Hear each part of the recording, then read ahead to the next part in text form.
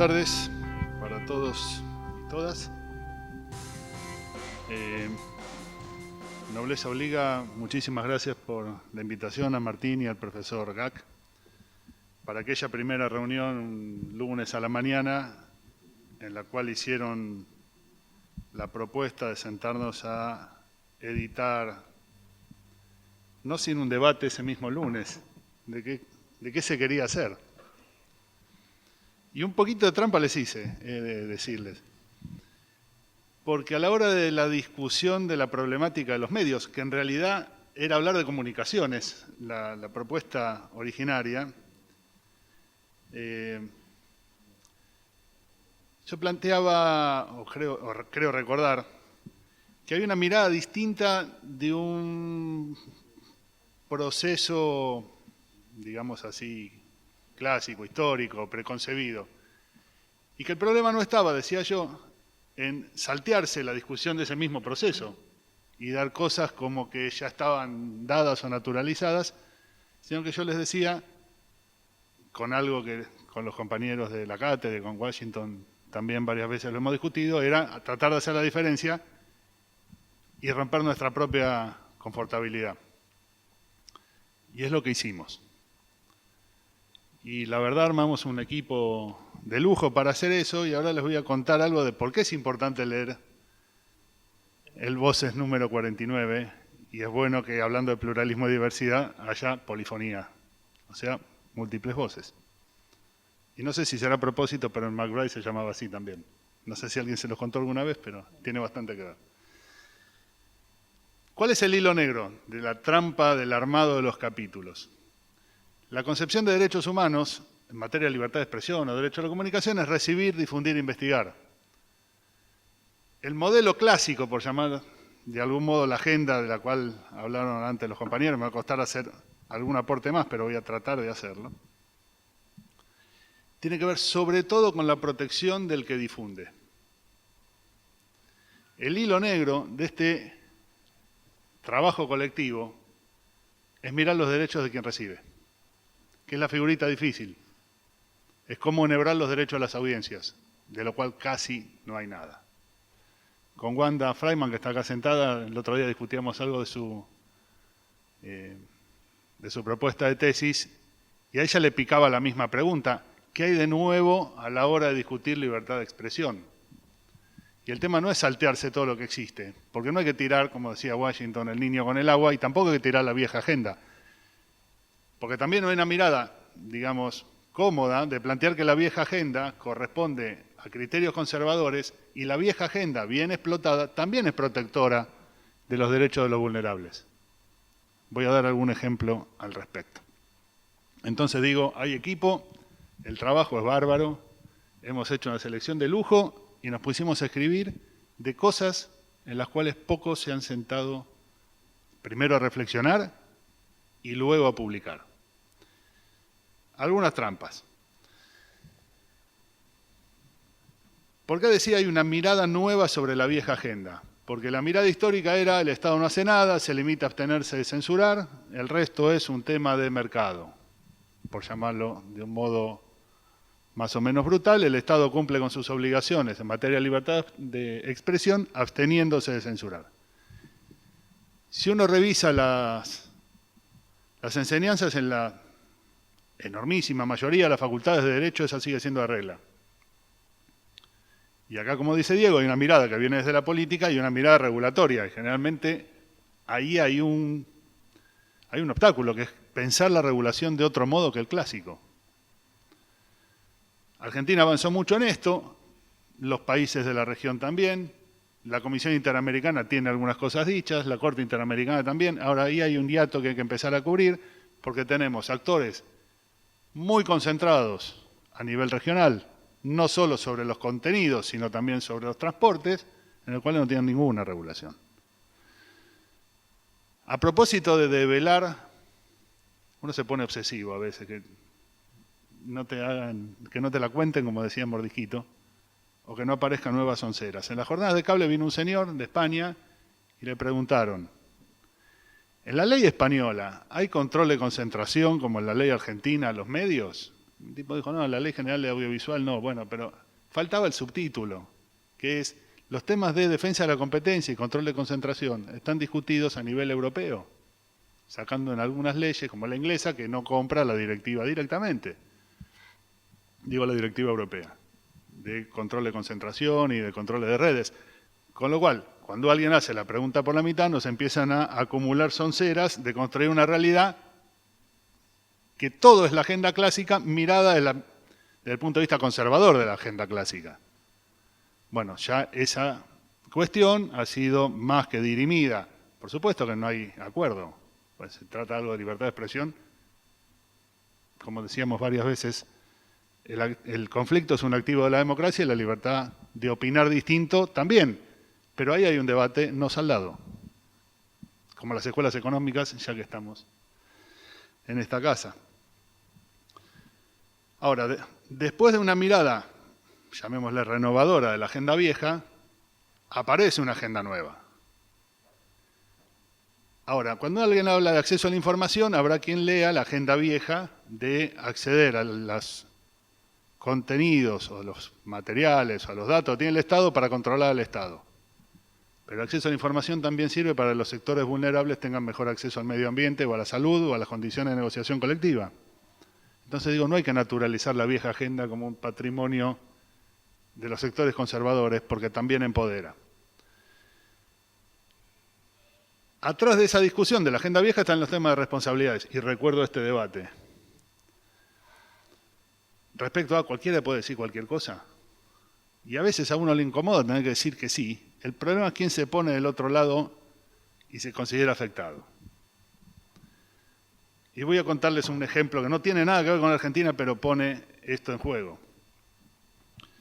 A propósito de un encuentro que hace en El Salvador la Asociación Mundial de Radios Comunitarias y el redactor de Libertad de Expresión de Naciones Unidas, Frank Larue, nos acompañó parte del debate el secretario de Medios de Comunicación del recientemente entrado presidente Funes.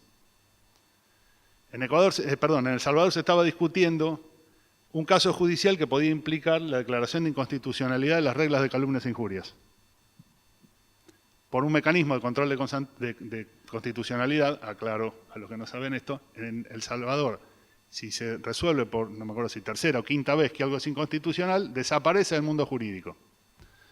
No tenía nada que ver el Estado, era un empresario litigando contra alguien, y el secretario decía, a nosotros nos vendría bien que no lo deroguen, porque los diarios de las derechas se van a tirar contra nosotros.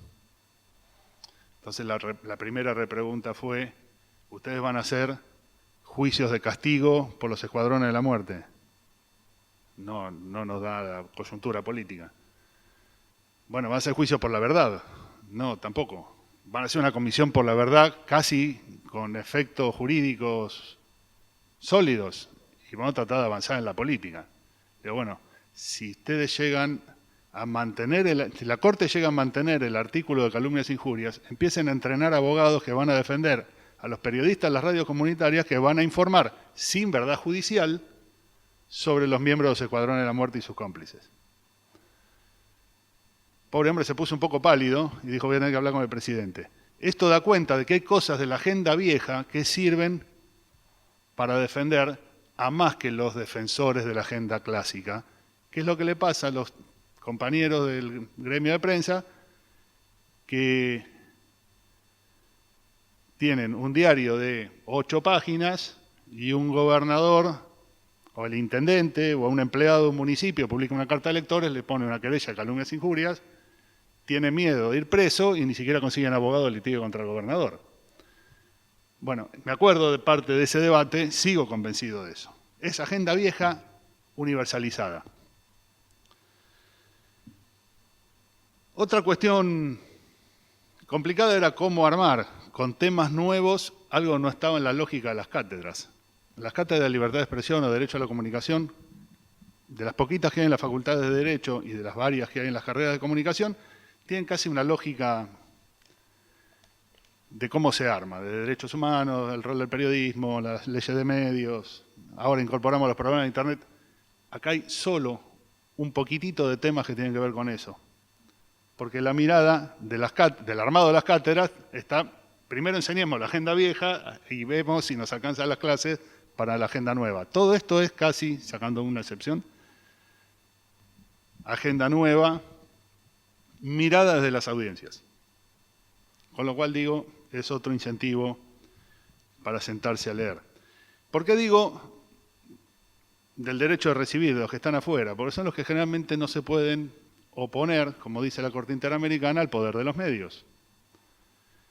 Tanto en el caso Kimmel como en Ríos contra Venezuela, la propia Corte Interamericana menciona el tema del poder de los medios y de quienes están afuera, cómo resisten a eso. Aún defendiendo la agenda vieja, hay que buscar, dicen, un equilibrio, pluralismo y diversidad. Entonces nos metemos a trabajar con nuevos sujetos en relación a la comunicación. ¿Qué pasa con los niños? Y para eso buscamos a los mayores expertos que están discutiendo hoy el tema de derechos de los niños y los medios, que es la Defensoría del Público. ¿Qué pasa con las cuestiones de estigmatización de género? Y fuimos a buscar a la encargada de la aplicación de la Convención de Belém do Pará, es decir, de la Convención específica de temas de género en el sistema interamericano, y buscamos una experta como Wanda, que hizo su tesis de maestría sobre el tema de los migrantes, en relación a los derechos de recibir y qué pasa con los más vulnerables. Y esto da cuenta de otro debate por el cual transcurrieron Diego y Luis,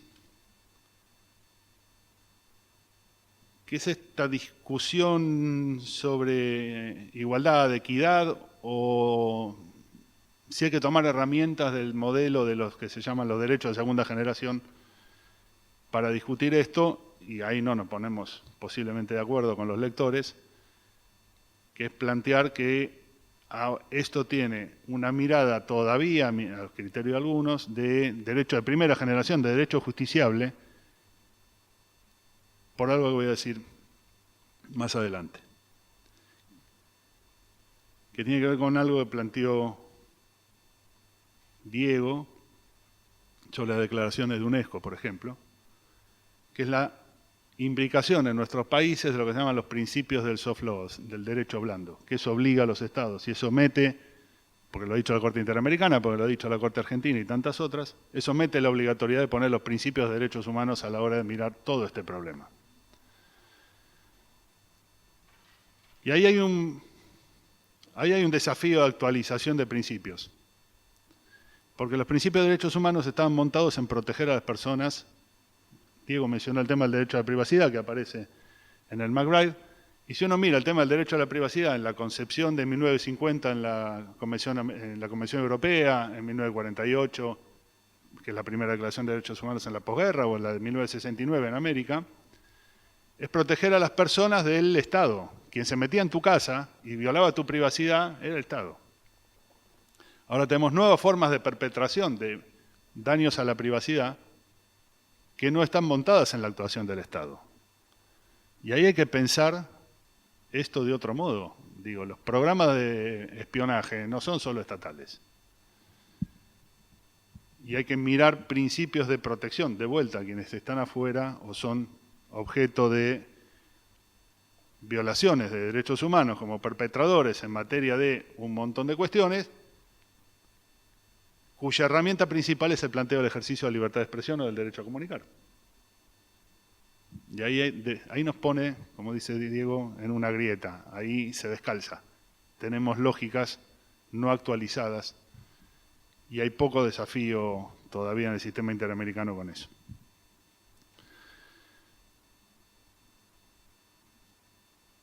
Implícitamente aparece un debate, o no tan implícitamente, de qué hacemos cuando tenemos convenciones de derechos humanos que se contraponen. No está del todo zanjado qué pasa en materia de libertad de expresión en el sistema interamericano con eso, pero sí es recomendable leer el trabajo de Luz Patricia Mejía, que es la encargada del seguimiento de la Convención de Belém do Pará, porque es quien muestra que el derecho de ejercicio de libertad de expresión tiene un mal uso, no una mala consecuencia, que hay uso de mala fe a veces del ejercicio de libertad de expresión, que es lo que se llama discurso no protegido. Y a propósito de lo que decía Washington y la naturalización del avasallamiento de los derechos de los trabajadores de la prensa, porque efectivamente está naturalizado, salvo los que han discurrido alguna vez en una redacción y tienen cierta vocación de que esto sea distinto, por ahí no se dan cuenta. Y voy a mostrar solo un ejemplito reciente de cómo está tan naturalizado que se hace un anuncio de teléfonos montado en la violación de los estatutos y los convenios. Si miran por televisión van a encontrar un señor en una promo de 4G que graba, saca fotos, habla en vivo y hace un reportaje solo con un teléfono. Con lo cual se transformó en reportero gráfico, auriconista, reportero y cronista. Eso deambula para vender teléfonos y es la más flagrante violación a los derechos de los convenios y de los estatutos. Y todavía nadie dijo que eso es una barbaridad. Si uno trabajara esto en función de otros criterios publicitarios, es como hacer una propaganda de colchones con alguien que se va a caer de un cableado en un poste o de una grúa porque no tienen las herramientas de seguridad. Claro, resulta simpático, pero hay una apología de la violación de los derechos de los trabajadores y se ha transformado en un paradigma de venta de tecnología. No nos metimos en eso porque no estaba en la agenda previa, pero por ahí es uno de los modelos de cosas para seguir trabajando. Como que a nadie le llama la atención, y en eso sí, de vuelta, hay un tema ético de vieja agenda, pero de derechos de recibir, que nos lean los diarios sin decirnos que son los diarios a la mañana y que a la tarde se levanten las noticias que al día siguiente van a estar puestas en los medios sin decir que eso lo levantaron de una radio. O sea, hay una naturalización del plagio, que es el derecho de otro que hizo su trabajo, vía de la concentración, la precarización, etcétera, etcétera, que está tan naturalizado que ni siquiera nos llama la atención. Bueno, tratamos de poner todos los desafíos que se nos planteaban en función de esta cuestión de pluralismo, diversidad, nuevas agendas, nuevos actores. Donde no hay donde no hay respeto a los derechos de los trabajadores, hay un proceso de concentración inminente y eso lo que hace es acallar voces. Y sustantivamente, el problema del acallamiento de voces es que eso implica empobrecer 2 veces la democracia. Porque el afectado además no va a tener la capacidad, sí tiene la voz, pero no va a tener la capacidad de hacer oír su voz al conjunto de la sociedad. Muchísimas gracias.